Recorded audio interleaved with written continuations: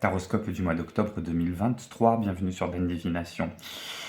Mois d'octobre précédé d'une pleine lune sur l'axe Bélier-Balance le 29 septembre. Cette pleine lune qui vient se glisser un peu impunément avant ce début de mois. Alors pour moi déjà ça sonne le départ de votre taroscope. Mais je pense que le message qui est envoyé par cette pleine lune n'est pas anodin. Qu'elle vienne se glisser impunément, c'est très énergie balance, le fait d'arriver et de poser de manière très douce, très pacifique, un message qu'on va aller explorer d'ailleurs, et de manière aussi très impulsive, très énergie bélier, sans trop nous demander notre avis, en nous disant voilà, il y a un nouveau mois qui se lance, message global qui va être destiné pour chacun d'entre nous, c'est le résultat gagnant-gagnant est en vue avec cette carte. Qu'est-ce que c'est un résultat gagnant-gagnant est en vue? Et d'ordinaire, je vois toujours chaque pleine lune comme étant un moment de tension, un moment d'opposition, un moment où ça tire côté énergie d'un côté, et puis il y a le répondant qui est en face. Et avec des signes comme le bélier et la balance, pour moi, cette tension est diminuée, parce que le bélier ne reste pas très souvent en tension, même si on pense que c'est un signe qui est très dynamique, c'est un signe qui sait quand même donner sa direction et qui y va. Et en face, la balance est toujours un petit peu plus posée, elle cherche à l'équilibre, elle cherche à rééquilibrer des choses qui ne le sont pas, elle cherche à arrondir les angles, et pour moi, ça atténue beaucoup ce côté tension. Et on a les plateaux de la balance sur cette carte, et on ne voit pas l'épée qui va avec, l'épée qui tranche, parce que pour moi, les plateaux de la balance, ça me fait beaucoup penser à l'arcane majeur de la justice. Sur la justice, on a les plateaux de la balance, avec cette dame très posée qui vous fixe du regard, y compris avec son troisième œil, et qui brandit son épée parce qu'elle va trancher sur quelque chose qui a besoin d'être tranché. Donc c'est justement faire céder une forme de tension en séparant ce qui doit l'être. Et j'entends que sur cette pleine lune, en fait, on vous demande de trancher et d'un côté laisser partir ce qui s'en va.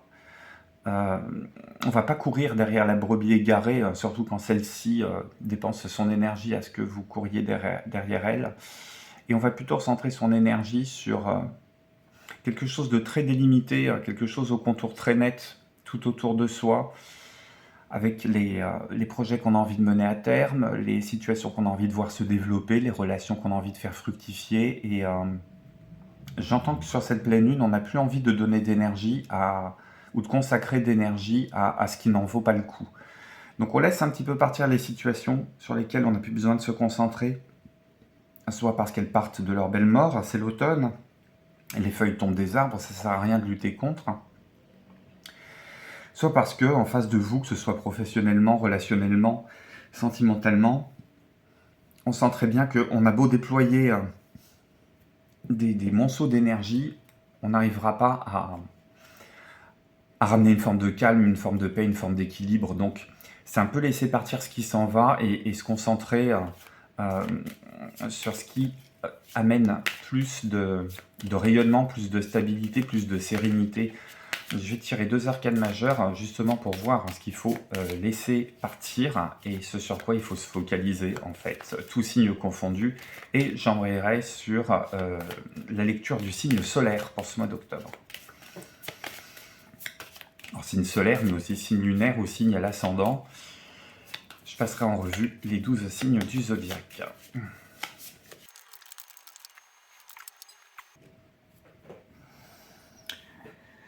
Bon, je pense que le message est clair. Ce qu'il y a à abandonner, ce sur quoi on n'a plus à se focaliser, c'est tout ce qui tourne autour des obsessions. C'est quelque chose qui demande un effort, c'est très difficile de se défaire de ses obsessions, parce qu'à partir du moment où on cherche à oublier quelque chose, on se le remémore. Si je vous demande de ne surtout pas imaginer un éléphant bleu, vous allez avoir automatiquement un éléphant bleu qui va apparaître dans votre pensée. Et Se défaire du diable, c'est se défaire non seulement de ses obsessions, mais c'est regarder aussi ce qui vous enchaîne, hein, ce qui vous enchaînait, et se rendre compte que finalement on n'était peut-être pas si prisonnier que ça de ces situations, et que le lien de dépendance, c'est aussi vous qui le mainteniez.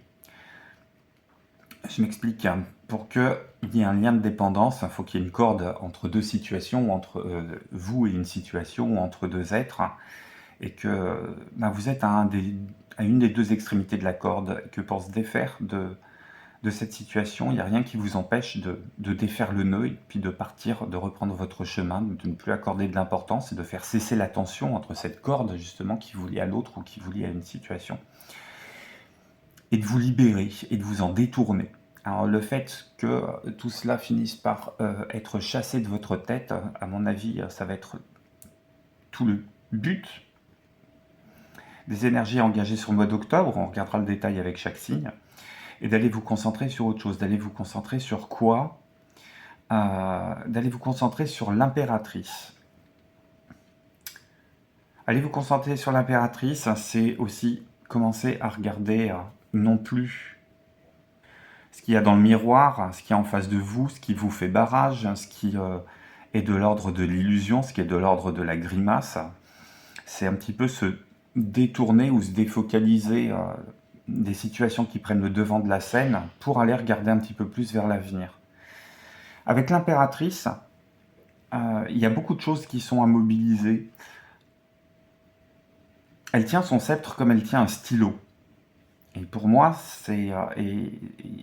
alors, non seulement elle tient un stylo, mais en plus, sa couronne est largement plus grosse que sa tête.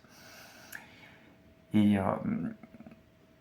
elle ressemble à quelqu'un qui est en train d'apprendre des choses, de faire agir son intelligence, de prendre des notes, tout en suivant son cours, tout en suivant un cours, tout en suivant le cours de la vie aussi.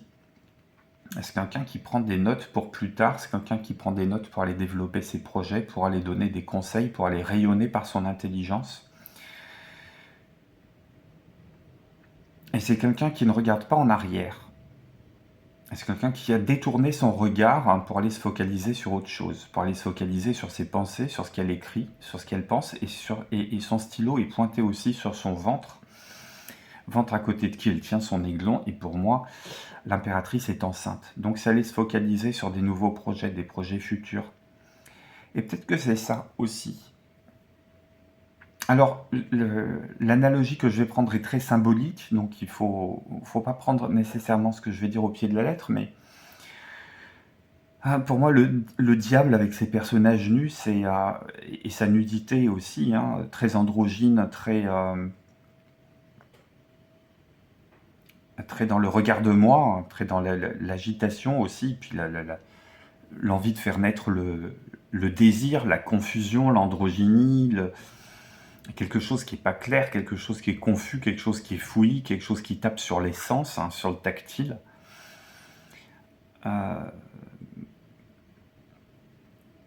Quelque chose qui vous entraîne aussi dans les méandres de la réflexion, dans les méandres des hésitations, en cherchant à comprendre un petit peu tous les rouages qui sont derrière ce comportement-là, alors que le terreau, lui, il est noir en bas de carte. C'est quelque chose de sombre. C'est comme si on allait se perdre dans les méandres des explications psychologiques et égocentrées de ce qui va et ce qui ne va pas. Surtout de ce qui ne va pas, d'ailleurs. Et c'est un petit peu l'appel de la chair, un appel un petit peu stérile à aller se mêler à ces corps-là et en retirer quelque chose qui n'atteint pas nécessairement le divin, le supérieur, le connecté, parce que quand on regarde les cornes des deux personnes là qui sont liées, mais quand on regarde aussi les cornes du diable, on n'est pas tellement connecté à plus haut. Ça peut être aussi, avec la carte du diable, c'est la carte de l'ange déchu, donc c'est tout l'aspect divin, mais qui est pas au service qui n'est pas au service de soi, qui n'est pas au service de la conscience supérieure, mais qui est au service de la satisfaction directe des envies, des besoins, des caprices, de quelque chose de très narcissisant et de très illusoire, en fin de compte. Parce qu'on finit toujours par se perdre dans ce labyrinthe qui cherche à expliquer, qui cherche le pourquoi du comment. On abandonne un petit peu les énergies du mois dernier sur avoir raison, avoir le dernier mot, chercher à comprendre, aller encore plus loin dans le détail. On abandonne un petit peu tout ça, on se tourne aujourd'hui vers quelque chose de plus mature et de plus responsable. C'est comme si cette pleine lune était en train de vous dire, ok, tu passes d'une situation un petit peu de débauche stérile à une situation où quelque part on attend un enfant. On est en gestation de quelque chose. On est en gestation de quelque chose qui fait appel au féminin. Alors ce qu'il y a à l'intérieur, on ne sait pas encore ce que c'est. Par rapport à l'androgynie de la carte du diable, dans le ventre de l'impératrice, on ne sait absolument pas si c'est un garçon, si c'est une fille. On sait juste qu'il y a un projet en gestation sur lequel on est en train de prendre hauteur, recul, intelligence, connaissance, et on est en train de se tourner vers l'avenir, on est en train de planifier quelque chose. Donc on passe d'une situation de stérilité à une situation de gestation qui va finir par aboutir. Alors est-ce que c'est sur ce mois d'octobre, est-ce que c'est sur après le mois d'octobre? On verra plus tard suivant les signes de chacun, mais il y a quelque chose de nouveau qui va poindre le bout de son nez tôt ou tard, sur lequel on vous demande de prendre, c'est ça, hauteur, maturité, prendre des notes, de faire agir votre intelligence, d'aller sur le monde, sur le terrain de la connaissance, sur le terrain du savoir. C'est engranger du savoir par rapport à quelque chose qui est absolument pas en lien avec le passé, qui est en lien avec la nouvelle personne que vous avez envie de devenir, des nouvelles énergies que vous avez envie de faire fructifier, qui ont envie de voir le jour aussi. Parce que quand on est enceinte, soit on l'a décidé, soit c'est le fruit du hasard, et comme il n'y a pas de hasard, l'idée c'est de se dire, et maintenant qu'est-ce que je vais faire de tout ça? Qu'est-ce qui va changer dans ma vie? Qu'est-ce qu'il va falloir que je modifie dans mon environnement proche pour accueillir cette nouveauté? À mon avis, cette nouveauté, c'est une nouvelle version de vous. Alors, je ne suis pas partisan de la meilleure version de soi-même, c'est toujours une nouvelle version de soi, hein. Quand on évolue, quand on avance, quand on gagne en prise de conscience, quand on gagne en élévation, quand on finit par remplacer l'ego par la présence consciente. Et ici, on remplace l'ego par le visage de la mère. Donc quelque chose de plus responsable, on va accueillir un nouvel être en soi. Alors, ça peut être au sens propre, mais ça peut être surtout au sens figuré, le nouvel être qui est en train de germer au fond de soi, dans ses entrailles, dans ses viscères, dans son cœur, c'est une nouvelle version de vous. Nécessairement plus épurée, nécessairement avec plus de hauteur. On fait la part belle à la présence consciente, au soi, et on met de côté tout ce qui tourne autour de l'ego. Voilà ce que le tirage général sur les énergies de la pleine lune du 29 septembre ont à me dire. Je vais passer maintenant à chacun des signes. À tout de suite. Bonjour mes amis Verseau, 3 cartes du Béline pour se donner le ton du mois. Une première carte sur tout ce qui est général, professionnel, financier. Ça démarre plutôt bien avec la carte du bonheur. Une deuxième carte qui va toucher au relationnel, au sentimental, à l'affectif. Une troisième carte sur la posture à adopter pour que ce mois d'octobre soit une vraie réussite. On complète évidemment tout ça avec 2 tarots et un oracle conseil en fin de tirage. Je prépare les cartes et on se retrouve.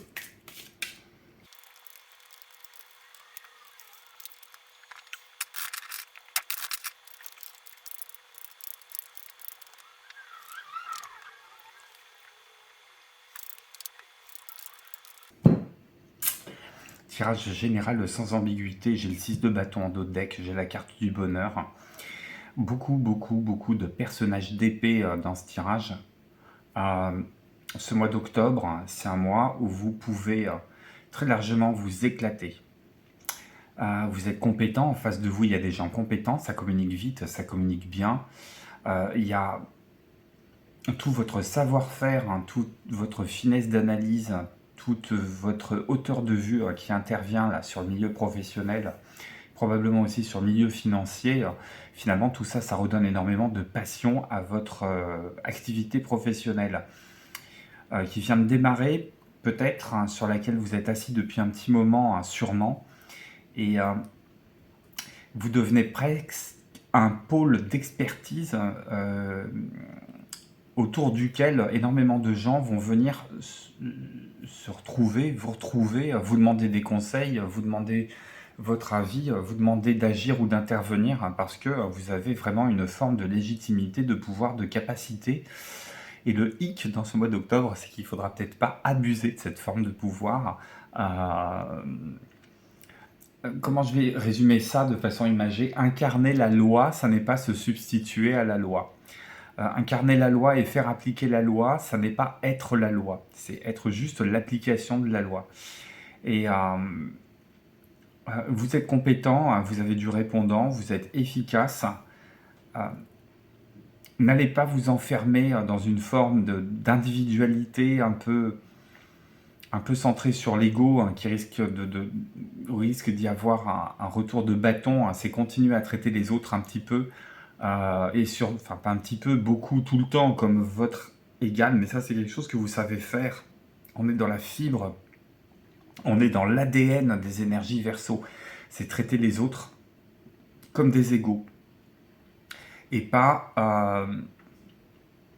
excusez-moi l'expression, aller enfler du melon, hein, parce que vous gagnez en responsabilité, vous gagnez en grade, vous gagnez en expertise et en compétences.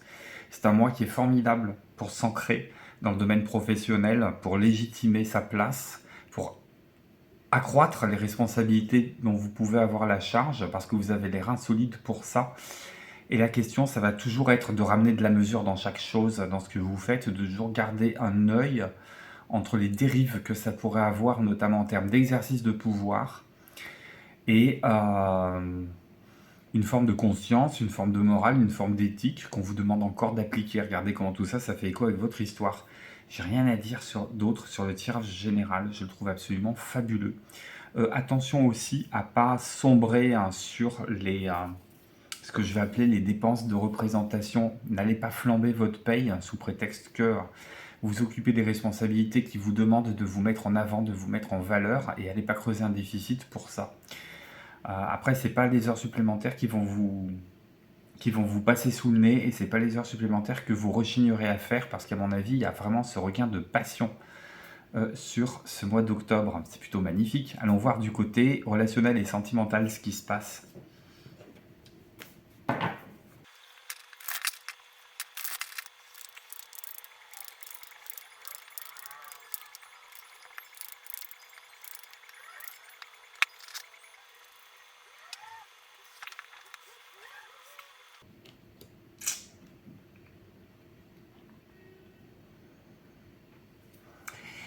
Ah, il y a de l'amour à la sortie, on se sent prêt à aimer à nouveau. Alors, on se sent prêt à aimer à nouveau. Pourquoi? Parce que si vous êtes en couple et que vous avez péché par orgueil, que vous avez péché parce que vous étiez un petit peu rigide sur certains plans, que vous avez agi comme un tyran, il est temps de faire amende honorable. Faites amende honorable, rangez les dagues, rangez les mots qui sont les uns plus hauts que les autres, renouez un petit peu avec votre humilité, votre sentiment de profonde fraternité, et allez demander à l'autre de vous excuser. Allez plaider coupable, que vous ayez eu raison ou pas. Parce que je pense que vous vous êtes battu pour avoir raison, puis en fait vous n'aviez pas raison. Donc je pense qu'il est temps un petit peu d'ouvrir les pourparlers pour aller se réconcilier, parce que peut-être que ces derniers temps ou pendant ce mois d'octobre, vous serez d'humeur changeante, mais j'entends qu'il est lourd à porter le poids sur le côté général, professionnel ou financier, et peut-être que votre soupape de décompression, c'est ce qui se passe dans le foyer, et on vous dit calmos, calmos. L'autre en face, c'est aussi un être humain. Donc on détyrannise les relations, on joue un peu carte sur table, et puis on fait amende honorable. Si vous êtes célibataire, vous avez peut-être fait fuir quelqu'un où vous allez peut-être faire fuir quelqu'un parce que vous ne vous montrez pas nécessairement sur votre meilleur jour. Alors cette personne, elle peut vous retendre la main une deuxième fois, mais elle y fera attention. Elle fera attention, et là aussi, je pense qu'il y a une question de se montrer sous son aspect un petit peu plus doux, un petit peu plus conciliant, un petit peu plus égalitaire, et faire taire un petit peu l'individualiste ronchon qui peut sommeiller en vous lorsque vous avez décidé de vous y mettre. À la clé, il peut y avoir quelque chose de beau, hein. Et si cette personne ne revient pas, au moins, vous, c'est quelque chose qui va vous permettre de prendre conscience, c'est une situation qui va vous permettre de prendre conscience que, effectivement, il y a peut-être de l'eau à mettre dans votre vin, histoire d'être moins vindicatif, histoire d'être moins entier, et pas d'être faux, au contraire, hein, d'être complètement vrai, mais c'est pas parce qu'on est authentique dans le fond qu'il faut bousiller la forme pour autant. Je pense qu'il y a une manière d'aller contacter l'autre qu'on peut vous redemander de travailler sur cet horizon du mois d'octobre. Voilà ce que les cartes vont me dire. Côté cœur, hein, vous me direz sur un commentaire comment tout ça résonne avec ce que vous traversez. Le conseil, elle est ressortie souvent sur le mois d'octobre. Donc je pense qu'on est bien dans ces énergies de se reconnecter à soi et de se reconnecter à ses proches, aux proches qui vous connaissent bien, d'être aussi un point d'appui, un point d'ancrage pour vos proches, avec la carte de la pensée et de l'amitié. Qu'est-ce qu'on est en capacité d'avoir comme dernier conseil sur ce mois d'octobre, de façon globale? J'ai la matrice cosmique, soyez créatif. La créativité, on s'inscrit dans quelque chose de plus grand, on laisse parler son enfant intérieur, on laisse germer ses idées nouvelles, mais alors pas les idées utopistes, pas les idées incompatibles avec le monde réel, mais quelque chose qui va vous permettre à mon avis, de faire un peu redescendre la pression, que ce soit du côté professionnel, que ce soit du côté sentimental, c'est s'accorder du temps, s'accorder de l'énergie et s'accorder de la légitimité d'aller innover, d'aller faire quelque chose de nouveau. C'est quelque chose qui de toute façon vous plaît bien, c'est des activités que vous aimez bien quand c'est un petit peu au touche-à-tout, je sais pas, ça peut être aller reproduire un tableau de Van Gogh avec des pixels, ça peut être acquérir des nouvelles compétences sur un logiciel de dessin, sur un logiciel de peinture, de retouche photo, ça peut être vous adonner à un violon d'Ingres, ça peut être le bon échappatoire sur ce mois d'octobre pour un petit peu s'enlever toute la pression que vous pouvez avoir, que ce soit au travail, que ce soit côté cœur. Et c'est le repos du guerrier, le moment où vous pouvez transformer tout ce surplus de vapeur, tout ce surplus de pression, là, la cocotte minute qui a deux doigts d'exploser. Vous pouvez en faire quelque chose de joli, de créatif. Ça peut aussi bien être une tarte aux noix ou une tarte aux pommes, puisque c'est la saison, que quelque chose de beaucoup plus élaboré, de beaucoup plus artistique, de beaucoup plus technique. À vous de voir, suivant vos propres dispositions. Ça peut être aussi démarrer quelque chose en vous disant tout va tellement bien de ce côté-là, j'ai pris ma leçon sur le côté cœur, comment est-ce que je vais pouvoir traduire ça en termes artistiques? Voilà ce que les cartes vont me dire. Pour vous, mes amis Verseau, un très très beau mois d'octobre, là c'est bien parti pour. Un pouce, un commentaire, soutenez la chaîne, dites-moi comment tout ça résonne avec vous, abonnez-vous si ça n'est déjà fait. Je vous dis à très très bientôt sur Bonne Divination, je vous embrasse, prenez soin de vous, bye bye.